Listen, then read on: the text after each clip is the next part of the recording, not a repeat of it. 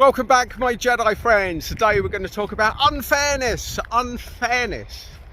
Now, as a highly sensitive person, as an empath, as a good person, unfairness has probably been a part of your life. It's been a part of your life.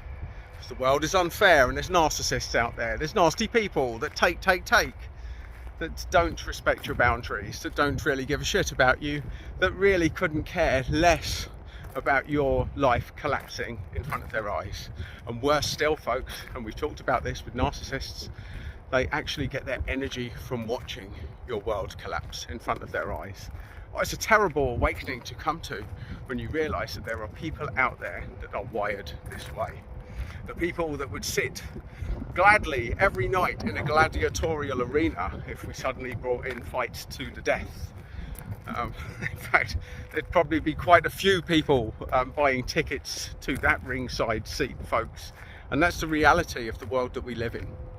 There are people out there that do not care how bad things get for you and thrive from watching you struggle. In the same way they watch a nature program and watch the lions catch the poor elk and kill it to the death. And there's nothing it can do. There's nothing it can do about it because nature can be tough, folks.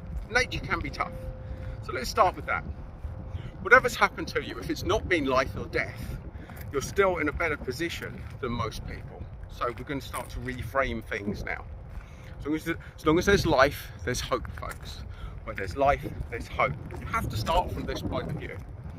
Now, for some people, desolation happens at the end of life, when they no longer can breathe properly, they can no longer walk properly. The average person on a care of the elderly ward will be watching this video and say, God, I wish I could still go out walking.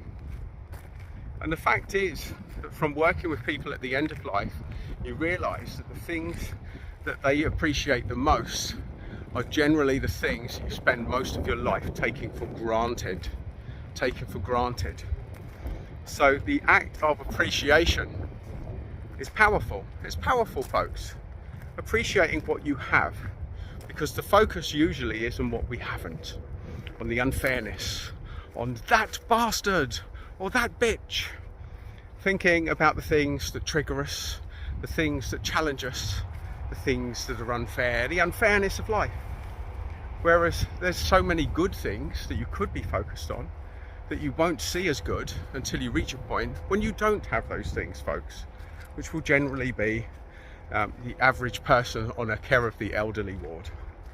And if you want that reality and wake up, you could do yourself a lot of good by going to a hospital, going on the care of the elderly ward, going to the nursing staff and saying, is there any patients here that don't have any relatives that visit them, and go and speak to that person. They will love it. It will be good karma. It will make you feel better, and you will get some absolute cracking insights from people at the end of life. They were my mentors during my 20s, and the reason why I spent my 20s and 30s traveling around the world and having fun, when all of my family told me that was a terrible idea.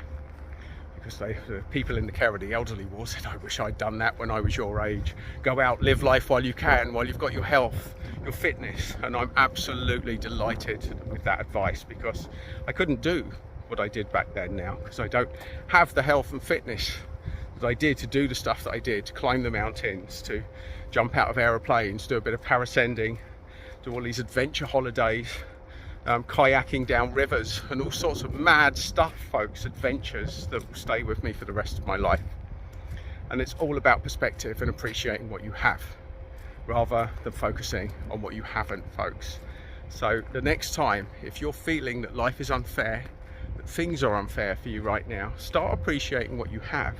And what would really be the most painful if you lost it? Being able to walk, being able to breathe, not being in pain all the time, because these are the very real things that people have to worry about when they reach the end of life.